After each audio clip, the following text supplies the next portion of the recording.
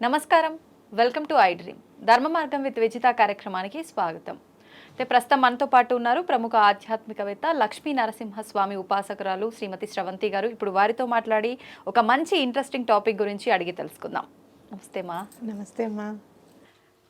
మనం ఏ పూజ చేసినా, ఏ శుభకార్యం చేసినా మొదటగా గణపతిని ఆరాధిస్తుంటాం. తొలి పూజ ఆయనకు చేసిన తర్వాతే మిగతా ఏ పనైనా మొదలు పెడుతుంటాం. ఇది ఒక నమ్మకంగా మనకు అలా అలవాటైపోయింది అంతే. ఇంకా అయితే ప్రత్యేకించి గణపతికి సంబంధించిన ఒక పూజా విధానాన్ని చేసే రోజు అనంటే ప్రతి ఒక్కరూ ప్రతి మాసంలో సంకటహర చతుర్థి అని చెప్పి భావిస్తూ ఉంటారు. అయితే ఆ రోజు ప్రత్యేకంగా గణపతిని ఏ రకంగా ఆరాధించాలి? ముఖ్యంగా మనకి ఇప్పుడు మార్గశిర మాసం, ధనుర్మాసం కూడా స్టార్ట్ అయిపోయింది. ధనుర్మాసంలో వచ్చింది సంకటహర చతుర్థి. మరి ప్రత్యేకమైన విధి విధానాలు ఏమైనా ఉంటాయా? తెలియజేయండి. తప్పకుండా చెప్తాను. మార్గశిర మాసమైన ధనుర్మాసమైనా కూడా ఆధ్యాత్మికంగా మనం కేవలం ఆధ్యాత్మిక ఆలోచనలతో ఉండడానికి అవకాశం ఉంటుంది. ఎందుకంటే ధనుర్మాసం అనేసరికి శూన్యమాసం అని చెప్పి ప్రత్యేకించి మన ఇంట్లో శుభకార్యాలు అవి ఇవి ఏం చేయరు, కానీ ఆధ్యాత్మికంగా అంటే పూజలు చేసుకోవడానికి కానివ్వండి, ఏదైనా మీరు పాశురాలు చదువుకోవడానికి కానివ్వండి, అసలు చదివి దాని అర్థం తెలుసుకోవడానికి ముగ్గులు అయితే చాలా బాగా వేస్తారు. అంటే మనం చూస్తే గనక ఈ నెలంతా కూడా సూర్యుడికి గమనాన్ని కొలమానంగా తీసుకొని ఈ నెల రోజులు మనము సూర్యుడికి కూడా కేటాయించినట్టు అవుతుంది అనమాట. అందుకే మీకు రథం ముగ్గు అవి వేస్తారు లాస్ట్కి వచ్చేటప్పటికి, సంక్రాంతి అప్పటికి. ఎందుకని ప్రత్యేకించి ముగ్గులకు పెట్టింది పేరు? అది మనం ధనుర్మాసం చెప్పుకుంటాము. అయితే ఇక్కడ మనం చేసేది ఏంటి అని అంటే ఆకర్షణకి సంబంధించిందిగా తీసుకోవచ్చు అనమాట మార్గశిర మాసం. అంటే ఏంటి అని అంటే మీరు మార్గశిర మాసమే నేను అని కృష్ణ పరమాత్మ చెప్పారట. అంటే కృష్ణ పరమాత్మ అనగానే మీరు చూడంగానే, మీరు చిన్న పిల్లవాడప్పుడు లడ్డు గోపాల్ని చూడండి, లేదు అంటే కనుక రాధాకృష్ణుల్ని చూడండి, లేదా కృష్ణుడు మీరు గురువాయూర్లో ఉంటాడు కృష్ణుడు, అలా చూడండి. ఇంత చిన్నగా ఉంటాడు మన ఉడిపి కృష్ణుడు. ఎక్కడ చూసినా మనం ఆకర్షింపబడతాం. స్వామి ఎంత బాగున్నారో, చక్కగా ఉన్నాడు కదా, మన ఇంట్లో పిల్లవాళ్ళలాగా మనం సంతోషపడిపోతూ ఉంటాం. అలా మనని ఎవరైనా సరే మన మాట వినాలి, మన పిల్లలు మన మాట వినాలి, మన భర్త కానీ భార్య కానీ వాళ్ళిద్దరిది ఒక మాట అయి ఉండాలి. అట్లాగే ఇంట్లో ఎక్కడ కూడా గొడవలు జరగకుండా ఉండాలి అని అంటే గనక ఈ రోజు మీరు త్రైలోక్య మోహన కవచం అని ఉంటుంది గణపతిది. త్రైలోక్య మోహన కవచం గణపతి అని కొట్టండి గూగుల్లో, తెలుగు అని కొడితే ఏ లాంగ్వేజ్ అంటే ఆ లాంగ్వేజ్ లో మీకు వచ్చేస్తుంది. త్రైలోక్య మోహన కవచం అనేది ఈ సంకటహర చతుర్థి నాడు గనక చదువుకుంటే, ఆ రోజు మొదలుపెట్టి కనీసం 11 రోజులు కానీ 21 రోజులు కానీ లేదా 40 రోజులు చదువుతామని అనుకుంటే కనుక వరుసగా కేవలం ఆ ఒక్క రోజు చదివినా కూడా మీకు డిఫరెన్స్ తెలుస్తుంది. అంటే ఎలా మనం ఆకర్షింపబడతాం, మన మాట ఆకర్షింపబడాలి. మనం ఏదైనా చెప్పినప్పుడు పిల్లలు వినడం కానివ్వండి, ఇంట్లో వాళ్ళది ఒక మాట అవనివ్వడం కానివ్వండి, లేదు అంటే గనక ఒక్కొక్కసారి కొన్ని పనులు మాటల వల్ల ఆగిపోతూ ఉంటాయి.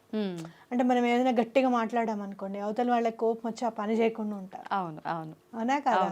ఇంట్లో అయినా సరే జరుగుతూనే ఉంటాయి. అప్పుడు ఈ త్రైలోక్య మోహన కవచం గణపతిది గనక చదువుకుంటే చాలా మంచిది అని చెప్పుకోవచ్చు. అంటే మధ్యలో ఆగిపోయే పనులు, ఆటంకాలు జరిగే పనులకి ప్రత్యేకించి ఇది ఉపయోగపడుతుంది. సంకటహర చతుర్థి అంటేనే సంకటాలన్నీ కూడా నిర్మూలింపజేసేది, హరింపజేసేది.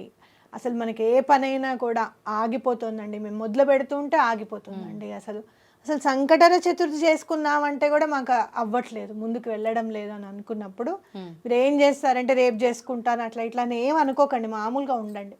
పొద్దున్న లేవంగానే తలంటి పోసేసుకొని దేవుడి దగ్గర కూర్చొని, నాయన ఇవాళ సంకటహర చతుర్థి, నేను దండం పెట్టుకుంటున్నాను, నేను ఇలా ఉపవాసం ఉంటాను, సాయంత్రం వరకు తినకుండా ఉంటాను అని చెప్పి త్రైలోక్య మోహన కవచం అనేది చదువుకోండి. సాయంత్రం చదువుకుంటే కూడా చాలా మంచిది. ఎన్నిసార్లు చదవాల్సి ఉంటుంది? ఒక్కసారి చదువుకోండి, ఒక్కసారి చదువుకోండి. లేదు ఎవరికైనా వీలు కుదురుతుంది అంటే ఒక 3 సార్లు చదువుకున్నా పర్వాలేదు.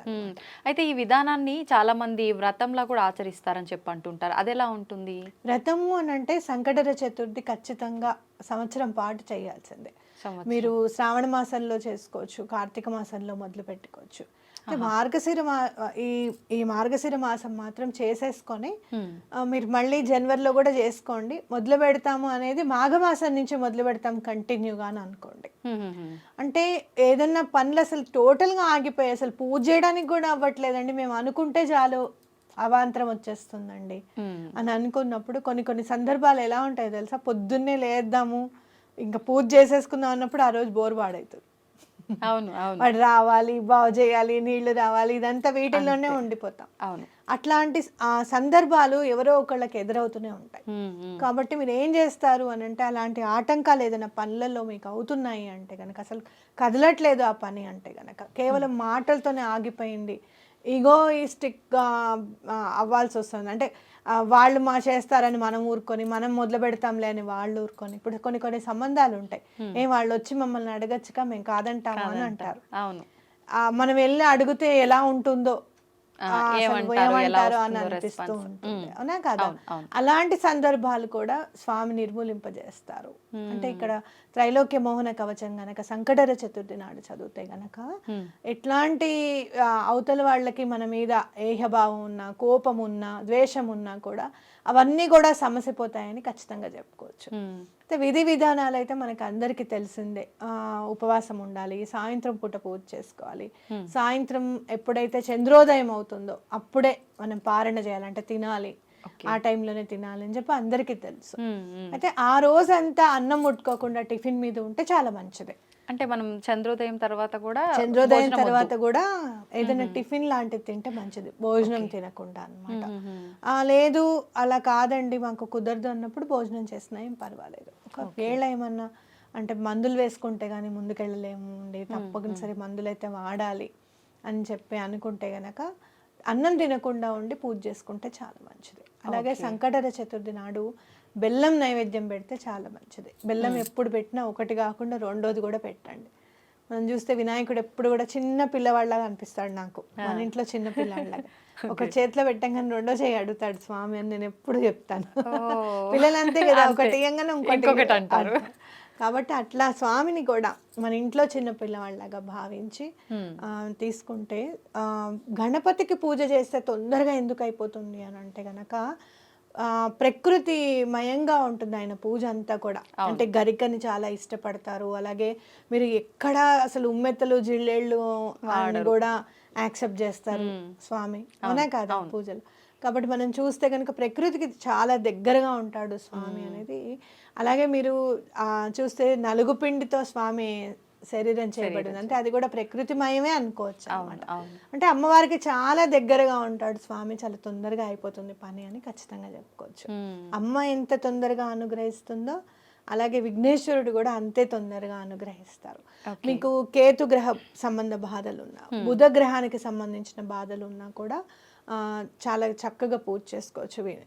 విఘ్నేశ్వరుడు గనక పూజ చేసుకుంటే ఆ గ్రహ దోషాలన్నీ కూడా తొలగిపోతాయి అన్నమాట. ఓకే. అయితే ఇప్పుడు ప్రత్యేకించి వారాల లాగా మనం ఏదైనా పూజ చేసినప్పుడు ఈ వారం వీలు కుదరకపోతే మరొక వారం ఎక్స్ట్రా చేసుకుంటాము అనుకుంటాం. ఇప్పుడు సంకటహర చతుర్థి అనేసరికి నెలలో ఒకసారి చేసుకుంటాము, ఈ నెల కుదరలేదు అంటే నార్మల్గా చేసుకునే వాళ్ళకి, లెక్కలు సంకల్పం లేని వాళ్ళకైతే పర్వాలేదు వదిలేసినా అనుకుంటారు. ఇప్పుడు మీరు అన్నట్టుగా సంవత్సరం లాగా చేయాల్సింది అనుకున్న వాళ్ళు ఒకవేళ ఏదైనా ఆ నెలలో కుదరకపోతే ఒక నెల పెంచుకునే అవకాశం ఉందంటారా? చేసుకోవచ్చు, తప్పేం లేదు. అయితే కొంతమంది అంటారు మనకు ఈ రోజు అలా కుదరని పక్షంలో ఆడవారికి ఎప్పుడైతే మనం స్నానం అయిపోతుందో 5 రోజులు ఆ తర్వాత రోజుని ఆ రోజుగా భావించి చేసుకోవచ్చు, అదే ఫలితం వస్తుంది అని చెప్పి అని అంటారు. అలా లెక్కలోకి వస్తుంది అంటారా? పూజకి ఎప్పుడు ఉన్నా కూడా తిథి వార నక్షత్రాలు అనేది చాలా ఇంపార్టెంట్. మీరు అన్నది మేనిఫెస్టేషన్ లో ఉపయోగించుకోవచ్చు.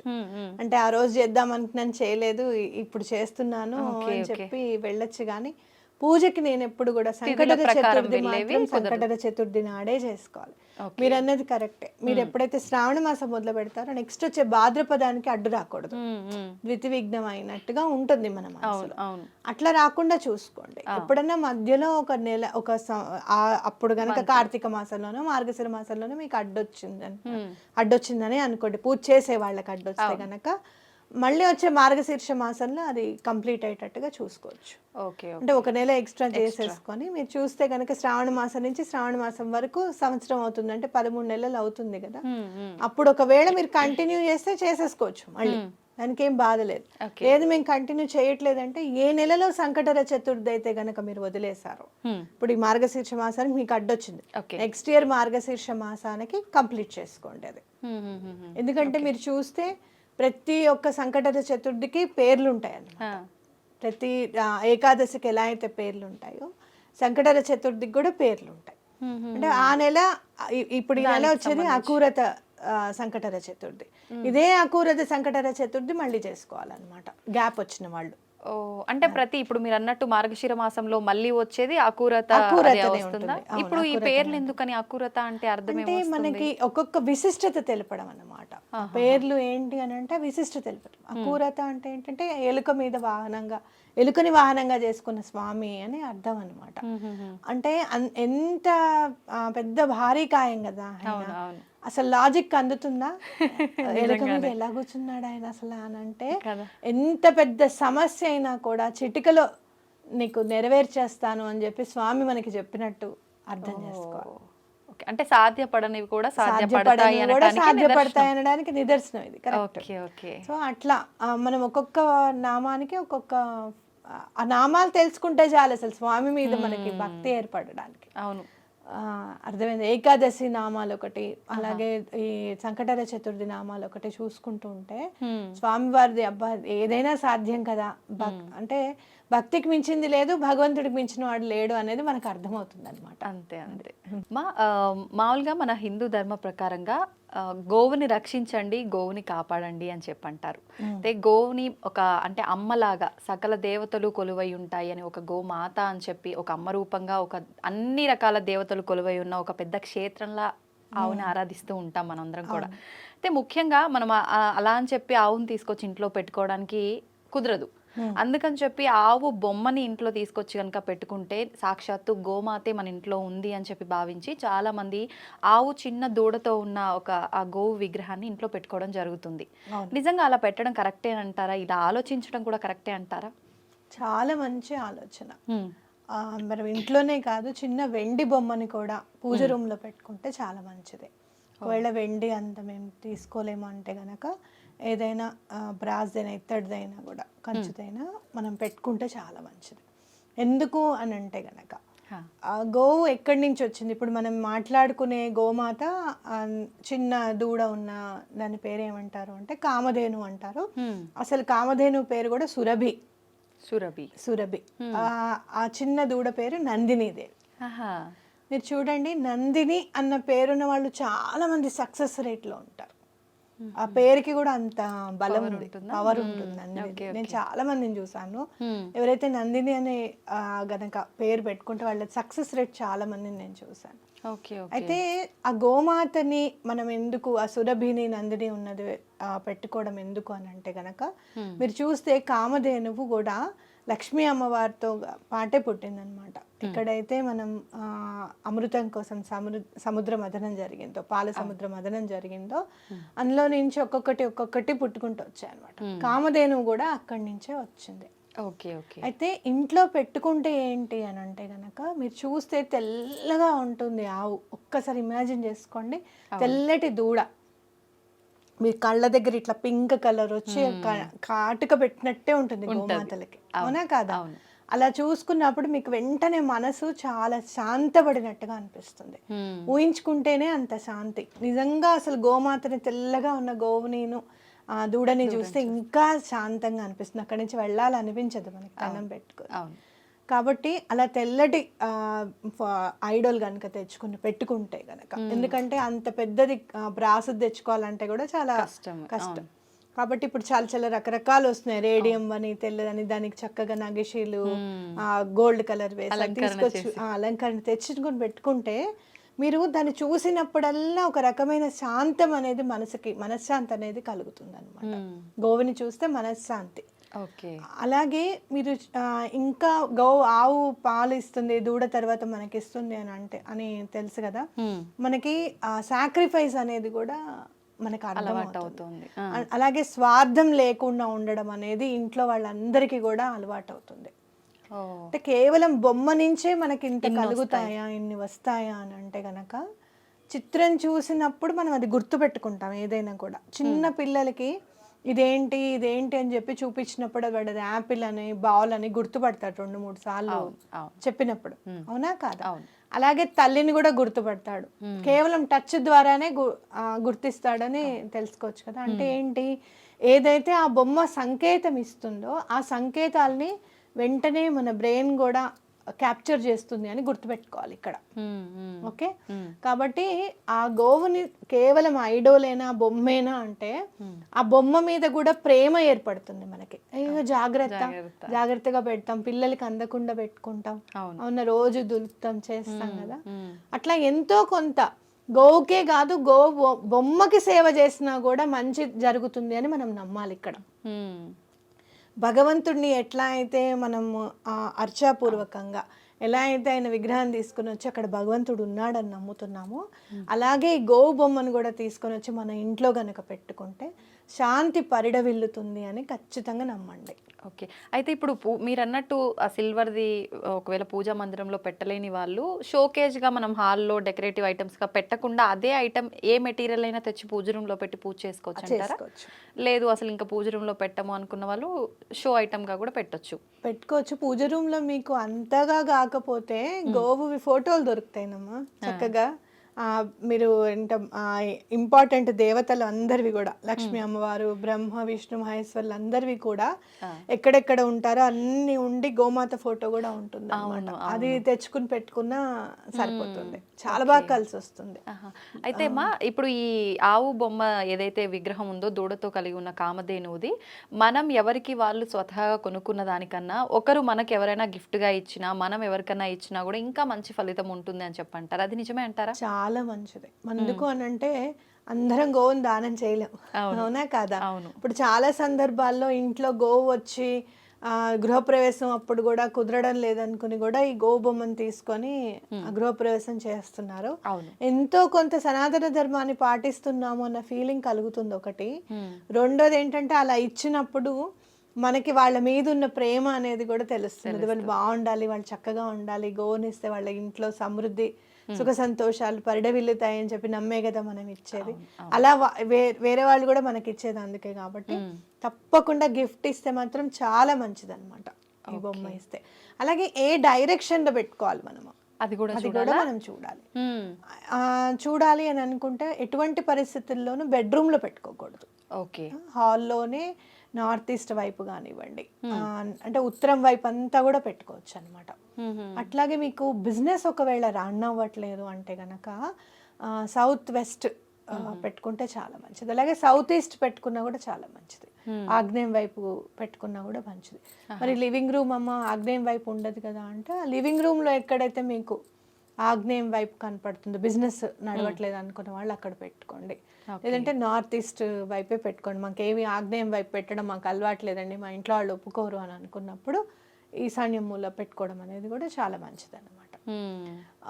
ఇంకా చెప్పాలి అని అంటే, మీరు చూస్తే కామధేనువు ఎక్కడ కూడా ఎవరికైతే స్వార్థం ఎక్కువగా ఉంటుందో వాళ్ళ దగ్గర లేదు, చాలా మునుల దగ్గరే ఉంటుంది అన్నమాట ఎక్కువగా. అంటే వేరే వాళ్ళకి సహాయం చేయాలి, దాని నుంచి వచ్చేదంతా కూడా వేరే వాళ్ళకి సహాయం చేయాలి అనే వాళ్ళ దగ్గరే ఉంది. కానీ బలవంతంగా తీసుకెళ్ళిపోదాము, ఇది మా దగ్గర ఉండాలి అని అనుకున్న వాళ్ళు, పెద్ద పెద్ద వాళ్ళు కూడా వాళ్ళ రాజ్యం అంతా పోయి వాళ్ళు చాలా ఇబ్బందులు పడిపోయారు అనమాట. అంటే ఏంటి ఇక్కడ మనకి ఏం అర్థమవుతుంది అని అంటే, మనకి కూడా మనం సంపాదించిన దాంట్లో ఎంతో కొంత ఒక 5%, 10% లేదు కాదు అంటే 1000 రూపాయలు 1000 రూపాయలు కాదు 100 రూపాయలే నేను ఇవ్వగలుగుతాను అనుకున్నప్పుడైనా ఎంతో కొంత భగవంతుడి కోసం ఖర్చు పెట్టే విధంగా కూడా మనని ప్రేరేపిస్తుంది. బొమ్మ తీసుకొచ్చి ఉన్నప్పుడు మనకి ఎలాంటి ఆలోచన కలుగుతుంది అంటే, అయ్యో మనకి ఇంత మంచి జరిగింది కదా, ఈ చారిటీకి ఏమన్నా ఇద్దామా, ఈ భగవంతుడికి ఏమన్నా ఖర్చు పెట్టుకుందామా అనే ఆలోచనని తప్పకుండా తీసుకొస్తుంది మనకి. కాబట్టి అలాంటి ఆలోచన మనకు వచ్చింది అని అంటే మంచే కదా. అంటే ఏంటంటే మనలో ఉన్న మంచితనాన్ని ఇంప్రూవ్ చేస్తూ ఉంటుంది అనమాట, డే బై డే ఇంప్రూవ్ చేస్తూ ఉంటుంది. కాబట్టి గోవుని చూసుకుంటే గనక భూమి మీద ఒకే ఒక్క ప్రాణేమో ఆక్సిజన్ ని తీసుకొని ఆక్సిజన్ ని వదిలే ప్రాణి కేవలం గోమాతే. కాబట్టి అలాంటి కామధేను బొమ్మని ఇంట్లో పెట్టుకుంటే మంచి జరుగుతుందని నమ్మాలి. సంతోషం అమ్మ. చాలా మంది మూఢనమ్మకం అని కొట్టి పారేసే వాళ్ళు కూడా ఉన్నారు. అలా కాదు, నిజంగా మనం విగ్రహం పెట్టుకున్నా కూడా అమ్మవారిని సాక్షాత్తు ఆవుని తీసుకొచ్చి పెట్టి పూజించిన దాని కిందకే వస్తుంది అని అంటే అంతకు మించింది ఏముంటుంది ఇంకా ప్రతి ఒక్కరికి కూడా. నేను చాలా బుక్స్ చదువుతాను కదా, బుక్స్ చదివినప్పుడు కొన్ని కొన్ని బుక్స్లో ఎట్లా ఉంటుంది అని అంటే, మీకు ఈ గ్రహ దోషాలు ఉన్నాయా, కోతులకు ఆహారం పెట్టండి, ఈ గ్రహ దోషం ఉందా, కుక్కల్ని పెంచుకోండి, ఈ గ్రహ దోషం ఉందా, స్ట్రీట్ డాగ్స్కి పెట్టండి అని బుక్స్లో చదువుతూ ఉంటాను నేను. Okay okay.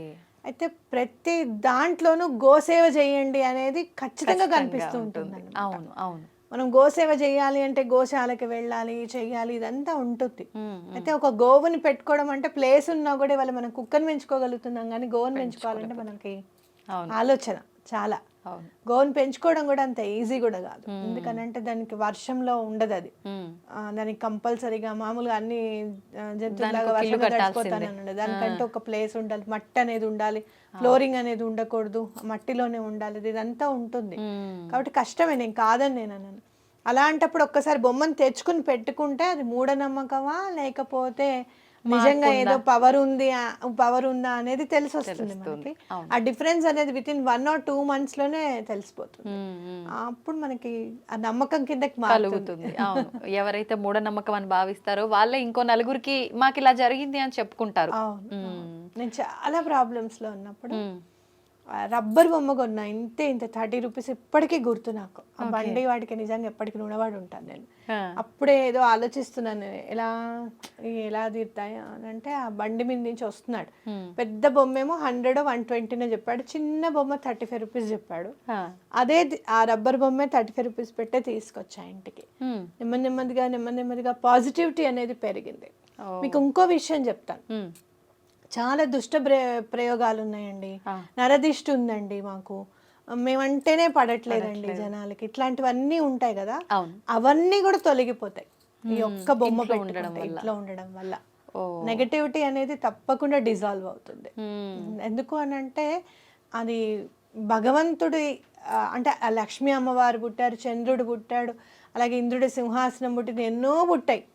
ఆ తర్వాత అమృతం మనకి దేవతలకి దొరికింది. ఆ అమృతాన్ని ఇవ్వలేదేమో భగవంతుడు, కానీ ఆ భగవంతుడి నామాన్ని తలుచుకుంటే చాలు అమృతమే అది అని చెప్పి మనకి చెప్పకనే చెప్తున్నాడు. ఏదో భాండాగారంలో వచ్చేసేది అమృతం అని అంటే మనకి మానవులం కాబట్టి, కేవలం ఆయన నామాన్ని తలుచుకుంటేనే అదే అమృతం మనకి. అదే అంటారు కదా, శ్రీరామని నామం ఎంతో రుచిరా అని అంటారు, అంటే ఆయన ఆ నామమే చాలు. అలాగే ఈ గోవు బొమ్మనే చాలు ఈ నెగటివిటీస్ అన్నిటిని కూడా క్లియర్ చేయడానికి అని చెప్పి గట్టిగా నమ్మాలి. ఓకే, అయితే ఇప్పుడు మనకు ప్రతి ఒక్కరు మీ లైఫ్లో ఏదైతే జరిగిందో దానివల్ల, అలాగే చాలా మంది విషయాల్లో పెట్టుకుంటే మంచి జరిగిందనే చెప్పే వాళ్ళే కానీ చెడు జరిగిందని ఎక్కడ చెప్పలేదు. అంటే ఉండకపోతే ఫలితం ఉండదు, కానీ మనకు వచ్చిన నష్టం ఏం లేదు, పెట్టుకొని చూస్తే ఆ మార్పు మనకి అర్థమవుతుంది. కాబట్టి లేదు, అసలు చెడు జరగకపోవడం కూడా మంచే కదా. అంతే కదా, అక్కడ మంచి జరుగుతున్నట్టే.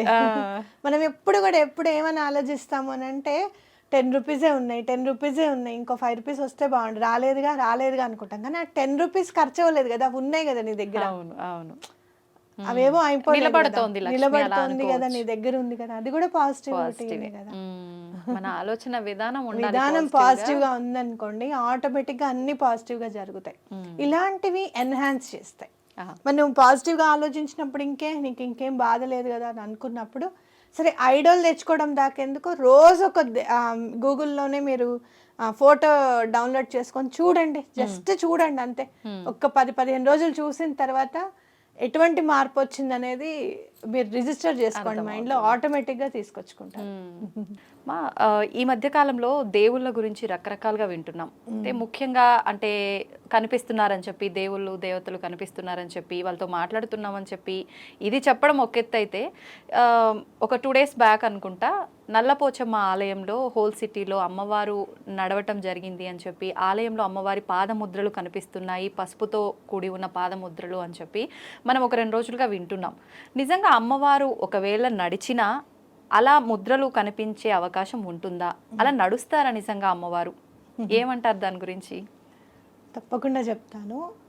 ఇక్కడ మనం గమనించాల్సింది ఏంటి అంటే, అమ్మవారి అనుగ్రహం కేవలం మనం ఇంత పూజ చేసినంత మాత్రాన, అంటే ఆవిడకి షోడశోపచార పూజలే కాకుండా మామూలుగా పంచోపచార పూజలు చేసిన, లేదు అంటే గనక భక్తిపూర్వకంగా ప్రేమతో మన మనసు అర్పించినా కూడా అమ్మవారు తప్పకుండా అనుగ్రహిస్తారు అనేది గుర్తుపెట్టుకోవాలి మనం. అందరం పిల్లలమే ఆవిడ. అవును. ఎన్నో తార్కాణాలు ఉన్నాయి ఇట్లా అమ్మవారు కనపడడం అనేది. అక్కడ తిరుగాడుతున్నారు, నడుస్తున్నారు, గజ్జెల సౌండ్ అవుతూ ఉంటుందండి అని చెప్పడం. మీరు కాశీలో కూడా వారాహి అమ్మవారి గురించి గనక మనం అక్కడికి గుడికి వెళ్తే అక్కడ ఉన్న వాళ్ళు చెప్తారు, రాత్రిపూట గజ్జెల సౌండ్ అవుతుంది అమ్మవారని. ఆవిడ క్షేత్రపాలకురాలు, రాత్రిపూటే తిరుగుతారనమాట కాశీ క్షేత్రం అంతా కూడా. మీరు ఇంకా గమనించి ఇంకా అంటే అమ్మవారు ఎక్కడైనా కనపడతారా అసలు, మనం చాలా అన్నిటికీ మనకి ప్రూఫ్స్ కావాలన్నమాట. అంటే మనం నమ్మాలి అని అంటే అమ్మవారు చక్కగా కిరీటము నగలు అన్నీ వేసేసుకొని వచ్చి ఎర్రచీరే కట్టుకొని పెద్ద బొట్టే పెట్టుకుని మన ముందు కూర్చోవాలి. అప్పుడు కానీ 4-5 నిమిషాలు మనం మాట్లాడితే తప్పించి మనం నమ్మము అనేది సైకలాజికల్గా ఒకటి ఫిక్స్ అయిపోయి ఉంటాం. అంటే అలా నిజంగా ఒక మానవ రూపంలో మీరు అన్నట్టుగా వచ్చినా ఇదంతా ఒక నాటకమేమో అని చెప్పి మళ్ళీ అక్కడ కూడా ఆమె ఏదో మాయల ద్వారా ప్రూవ్ చేసుకోవాల్సి వచ్చే కాలంలో ఉన్నామేమో అమ్మ. అందుకే అమ్మవారు ఎప్పుడు కూడా తన ఉనికిని చాటుకుంటారు అనమాట. ఎందుకు చాటుకుంటారు అంటే గనక ఏ నెగటివ్ ఎనర్జీస్కైనా కూడా భయం. అందులో మనకి కూడా అమ్మో అమ్మవారు ఎక్కడ ఉన్నారు, ఆవిడ మనం చూస్తూనే ఉంటారు ఎప్పుడు కూడా. మనం గుడికి వచ్చినప్పుడు ఎవరికి తెలియకపోయినా కూడా మన మనస్సాక్షికి తెలుసు కదా మనం ఏం చేస్తున్నాం, మనం ఏం ఆలోచిస్తున్నాం, మంచా చెడ అనేది తెలుస్తుంది. కాబట్టి అమ్మవారికి ఉనికి అక్కడ ఉంది అని అంటే గనక మనం కూడా కరెక్ట్గా ఉంటాము అని చెప్పి ఒకటి. అమ్మవారి ప్రేమ అనుగ్రహం అట్లాంటిది. అంటే ఏదో చాలా ఇచ్చేసేయండి అప్పుడే నేను వస్తాను అనేది కాకుండా మీరు చాలా సందర్భాల్లో దైవం మానుష రూపేణ అనేది ఎప్పుడైనా గనక మీరు చూస్తే గనక, దైవం లీల చూపిస్తే గనక చాలా సందర్భాల్లో చాలా పూర్ మందికి అంటే చాలా లేని వాళ్ళకి కనిపించిన సందర్భం ఉందన్నమాట.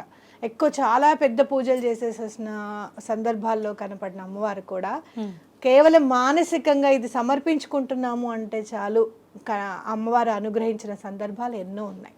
అంటే ఆవిడ ప్రేమకి కట్టుబడతారు, భక్తికి. అంటే భక్తి అంటే మీరు ఏదో చాలా చేసేయాలని కాదు, కొంచెం మీరు చూస్తారు చూడండి భగవద్గీతలో వస్తుంది ఫలం పత్రం పుష్పం తోయం అంటారు. ఏది ఇచ్చినా మంచినీళ్ళు ఇచ్చినా పర్వాలేదు. అందుకే ఈశ్వరుడు కూడా కేవలం మంచినీళ్లతో అభిషేకం చేస్తే చాలు బోల్డ్ ఇచ్చేస్తాను అని అంటాడు అనమాట. అయితే ఇక్కడ మనం చూస్తే కనుక నేను కూడా వీడియో వినడం జరిగింది, చూడడం జరిగింది. అతను ఏమంటాడంటే మేము ముందు తలుపులు తీసేటప్పుడు మేము నాక్ చేస్తాం, ఫస్ట్ నాక్ చేసిన తర్వాతనే డోర్ ఇలా కొట్టిన తర్వాతనే వెళ్తాము. ఈసారి అలా వెళ్ళలేదు, మామూలుగానే తలుపు తీసేశారు కాబట్టి అమ్మవారు ఉనికి తెలిసింది అనేది అతని మాటల్లో నాకు అర్థమైంది అనమాట. అలాగే ఇక్కడ మీరు చూస్తే కనుక గ్రామ దేవతల దగ్గరికి వస్తే గనక ఎప్పుడు కూడా పరిరక్షిస్తూ ఉంటారు గ్రామాన్ని అని ఖచ్చితంగా చెప్పుకోవచ్చు. అవును, నమ్ముతుంటాం. ఏదైనా మీరు ఇలాంటి ఉపద్రవాలు వచ్చినా కూడా గ్రామ దేవతలు పరిరక్షిస్తారు అక్కడ ఉన్న ప్లేస్ అని ఖచ్చితంగా చెప్పుకోవచ్చు అనమాట, అక్కడ ఉన్న వాళ్ళని.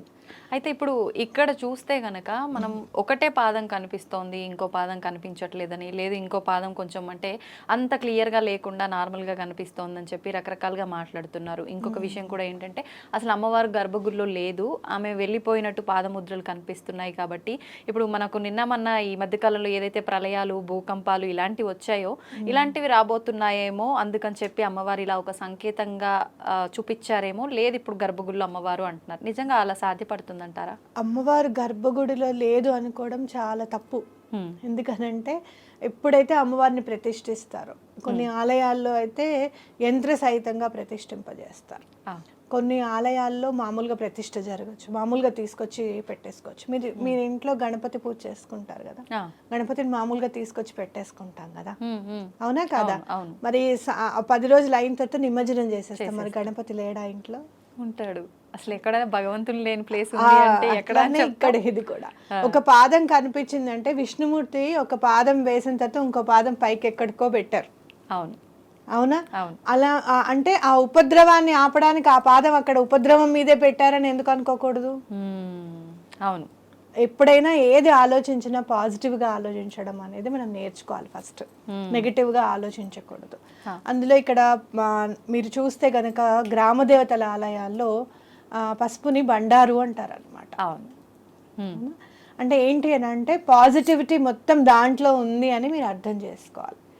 అమ్మవారు పసుపంతా కూడా జల్లినట్టుగా ఉంది అని కూడా మనం చూసాం. అంటే ఏంటంటే ఆవిడకి చాలా సంతోషం వచ్చినప్పుడు అలా బయటకు వచ్చి ప్రకటిస్తారు అనేది గుర్తుపెట్టుకోవాలి.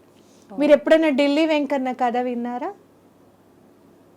వినలేదా? విజయవాడ కనకదుర్గమ్మ ఆవిడట ఒక సినిమా ఉందన్నమాట. ఆ సినిమాకి వెళ్ళారట ఆవిడ. ఆ సినిమా పేరు నేను మర్చిపోయాను. పాట ఒకటి గుర్తుంది నాకు, ఏరువాక వచ్చిందో అని చెప్పి ఒక పాట ఉంటుందన్నమాట రైతుల మీద. ఆ మూవీ అక్కడ రిక్షా అతను నుంచున్నాడు అనమాట సెకండ్ షో అయిపోయిన తర్వాత. అతని పేరు ఢిల్లీ వెంకన్న. అయితే ఆవిడ రిక్షా ఎక్కారు, అమ్మవారే రిక్షా ఎక్కారు. ఎక్కడమ్మా అంటే కనకదుర్గమ్మ గుడి ఉంది కదా విజయవాడలో, అక్కడ దింపమని చెప్తారనమాట. చెప్పారు. అలా ఆయన ఎక్కించుకొని నడుపుతూ ఉంటాడు. అయితే ఆవిడ అడుగుతుందంట, ఏమయ్యా ఇక్కడ కనకదుర్గమ్మ తిరుగుతుంది నడయాడుతుంది అని చెప్తుంటారు, మీకేం భయం వేదా అని అడిగారట. మాకెందుకమ్మా భయం, అమ్మలగన్నాయమ్మ ఆవిడే మాకు అండగా ఉన్నప్పుడు, ఆవిడే మాకు అండగా తిరగాడుతున్నప్పుడు మాకు ఇంకా భయమే ఉందమ్మా, మాకు భయం లేదు అని అన్నట్ట. అలా మాటల్లో వచ్చేసింది అనమాట. ఆలయం మెట్లెక్కే దారిలోకి వచ్చేసారు వాడు. అక్కడ ఆగిన తర్వాత ఇటు చూసి ఆవిడ మెట్లెక్కేస్తోందిట అమ్మవారు. అమ్మ నాకు డబ్బులు ఇవ్వకుండా వెళ్ళిపోతున్నావు ఏంటి అని అన్నట. అంటే నీ తలపాగాలో పెట్టాను చూసుకో అని చెప్పిందట. ఆవిడ పెట్టిన 10 రూపాయలను బంగారం గాజు ఉందిట తలపాగాలు.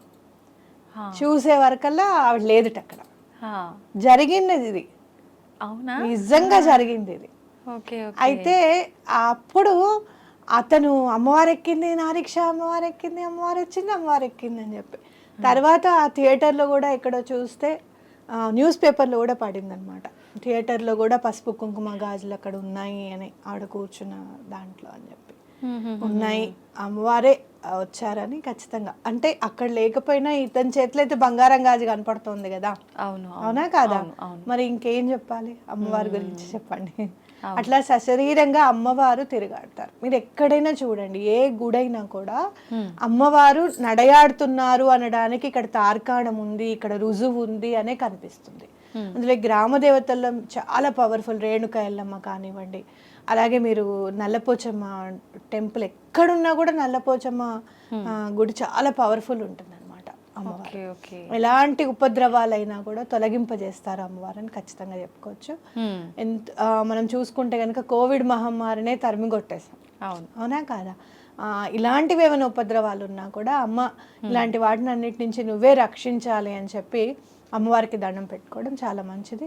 ఇది చూడడము అనేది సశరీరంగా, అసలు కళ్ళతో ఫోటో చూసినా కూడా ఒక్క పాదాన్ని, రెండో పాదం గురించి కాదు, ఒక పాదం చూసినా మనం చాలా అదృష్టవంతులని అనుకోవాలన్నమాట. అయితే ఇప్పుడు అంటే కొంతమంది ఇది మూఢనమ్మకము అని కొట్టి పారేసే వాళ్ళకి మనం ఖచ్చితంగా ఒక మంచి, మీరు ఇందాక అన్నట్టుగా ఒక సాక్ష్యం అనేది ఖచ్చితంగా ఉండాలి కదా. అంటే అలా అమ్మవారు ఏదో ఒకటి నిజంగా అమ్మవారి నడిచి గనక ఉంటే ఏదో ఒక రకంగా జనాలకి, అక్కడ చేసే పురోహితులకు కానీ ఎవరి కల్లోనో వచ్చి చెప్పడం కానీ అమ్మవారి మహిమలు ఇలాంటివి కొన్ని సందర్భాల్లో జరిగినట్టు చూస్తుంటాం కదా. మరి అలా ఎందుకు తెలియజేయలేదు, ఇది నిజంగా అమ్మవారి పాదం అని ఎలా నమ్ముతాము అనే వాళ్ళు కూడా ఉంటారు కదా. ఎలా నమ్ముతాము అని అంటే మనసుని సంసిద్ధం చేసుకోవాలి, అట్లా ఒకటి. రెండోది ఏంటి అని అంటే మనకి గట్టిగా అతను చెప్పేది ఏంటంటే ఎవరు లేరు, అందరూ గుడి నుంచి వచ్చేసారు బయటికి, తలుపులు వేసేసాము, జనరల్గా నాక్ చేసి వెళ్తాం. చెప్పింది కూడా అయ్యప్ప దీక్ష తీసుకునే కాబట్టి వాళ్ళు ఎంత బాగా చేస్తున్నారో పూజ. ఇప్పుడు ఎవరికైనా కూడా ఈ 43 రోజులు దీక్ష తీసుకొని మీరు ఏ పూజన్న చేయండి, మండలం దీక్ష తీసుకొని చేస్తే మనం ఎవరికైతే చేస్తున్నామో వాళ్ళు ఖచ్చితంగా మనకి పలుకుతారనమాట, గ్యారంటీగా. నేను ఇప్పుడు నిన్న 108 సార్లు సిద్ధమంగళ స్తోత్రం చదువుకున్నాను. ఎక్కడో మైండ్ ఉంటుంది కదా, మనుషులము అనేది మర్చిపోం మనం ఎప్పుడు కూడా. అవును, స్వామి ఇన్నిసార్లు ఇక్కడ చదువుతున్నాను కదా, నువ్వు ఇక్కడే ఉన్నావు అని చెప్పి నాకు ఒక్క రుజువు నాకు ఇవ్వు. ఎందుకంటే సిద్ధమంగళ స్తోత్రం ఎక్కడైతే చదువుతారో అక్కడ నేను ఉంటానని చెప్తారు శ్రీపాద శ్రీవల్లభులు అనమాట. ఆయన ఉవాచది, ఆయన వాక్ అది. ఆహాహా. ఇక్కడ ఉన్నావని చెప్పవా స్వామి అని అడిగి ఏమి పెట్టానంటే దీపం పెట్టుకున్నాను, పెద్ద దీపం. అది గాలికి బాగా ఇలా కదులుతోంది అనమాట. ఓకే. అయితే నువ్వు ఇక్కడ ఉంటే గనక ఈ దీపం నిశ్చలంగా వెలగాలి, ఒక నిమిషంలో కనీసం ఒక్క నిమిషం అన్నా నిశ్చలంగా ఉండాలి ఆ దీపం అని దండం పెట్టుకున్నాం. పెట్టుకున్న 2-3 సెకండ్లకి దీపం నిశ్చలమైపోయింది. నిశ్చలమైపోయింది దీపం. స్ట్రైట్గా అసలు కదలకుండా. అప్పుడు స్వామి ఉన్నావు. అంటే మీరు అలా సంకల్పం చెప్పుకోకపోతే అది నార్మల్ గా జరిగింది అనుకోవచ్చు, చెప్పుకున్న తర్వాత ఆగింది కాబట్టి చెప్పుకున్న తర్వాత మళ్ళీ అనుకున్నాను జస్ట్ కనీసం ఒక్క నిమిషం అన్నాని. ఆ 1 మినిట్ అయిన తర్వాత మళ్ళీ కదలాడింది అనమాట. అంటే ఏంటంటే గాలిగా ఉంది, అటో ఇటో కాస్త ఫ్యాన్ గాలో తలుపులు తీసుకుంటామో ఏదో ఒకటి అవుతుంది కదా. ఆ నేచర్ ని ఆపరు స్వామి. స్వామి ఇక్కడ ఉన్నారు కదా, మీరు నిశ్చలంగా ఉండి. మీరు ఎన్నో తార్కాణాలు ఉన్నాయి అట్లా.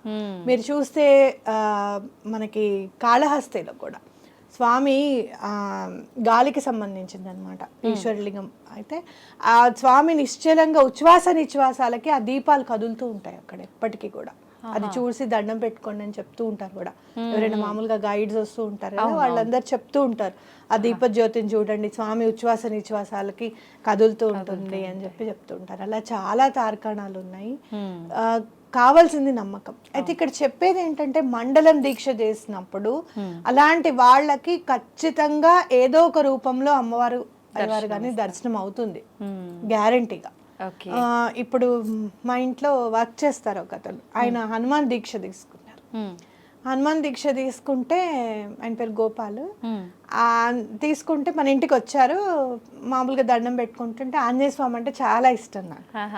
అయితే ఆంజనేయ స్వామి దీక్ష తీసుకున్నారా, చాలా గ్రేట్ అది ఇది అని అన్నాను. ఆయన ఫొటోస్ పంపిస్తే ఆ ఫొటోస్లో కింద నీడ ఆంజనేయ స్వామి నీడ ఉందన్నమాట. ఆంజనేయ స్వామిగా ఉండే నీడ అక్కడ. పక్క నుంచి ఎవరో ఇలా ఫోన్ పట్టుకున్నారు కానీ అక్కడ ఫేస్ మాత్రం ఆంజనేయ స్వామి నీడ కనపడింది. నేను అతనికి తర్వాత ఆయన మామూలుగా ఫొటోస్ పెట్టారు, మీరు చూసారా, మీ ఫొటోస్ లో ఆంజనేయ స్వామి నీడ కనపడింది అని అంటే, మీకు బాగానే కనపడింది స్వామి అని అన్నారు. భగవంతుడు అతను కూడా 41 డేస్ దీక్ష తీసుకున్నారు. ఎక్కడైతే దీక్షగా తీసుకొని స్వామివారి పూజ చేస్తామో 100% మేము భౌతికంగా మానసికంగా మేము పెట్టలేకపోయామండి అని అన్నా కూడా అట్లీస్ట్ ఒక 50% 60% మన మైండ్ పెడతాం, కాన్సన్ట్రేషన్ చేస్తాం, డిసిప్లైన్డ్గా చేస్తాం. ఇవాళ పూజ చేసుకోవాలి, ఇవాళ పూలు కంపల్సరీ కావాలి అని చెప్పి దానికి కట్టుబడిపోతాడు భగవంతుడు, తప్పకుండా కనిపిస్తాడు. అందుకే ఇందాక మీరు అన్నారు చూడండి, బ్రాహ్మణులకి పూజార్లకి కనబడలేదు కదా అని అంటే, మరి వీళ్ళ దీక్ష తీసుకున్నారు కాబట్టి వీళ్ళకి కనిపించి ఉండొచ్చు. ఓకే. అంతేలేండి, అది కూడా చెప్పలేం మనం ఏం జరిగింది అక్కడ అనేది. బయటికి వచ్చింది ఒకలా ఉంటే అక్కడ జరిగింది ఎలా ఉందో స్వతహాగా అనుభవిస్తే తప్ప తెలియదు. సంతోషమా, చాలా మంచిగా, చాలా అంటే మూఢనమ్మకం ఇదంతా ఎక్కడున్నారు అమ్మవారు ఉన్నా అలా ఎక్కడొస్తారు అని నమ్మే వాళ్ళకు ఒక మంచి సమాధానం ఇచ్చినట్టే మీ మాటల ద్వారా. ధన్యవాదాలు.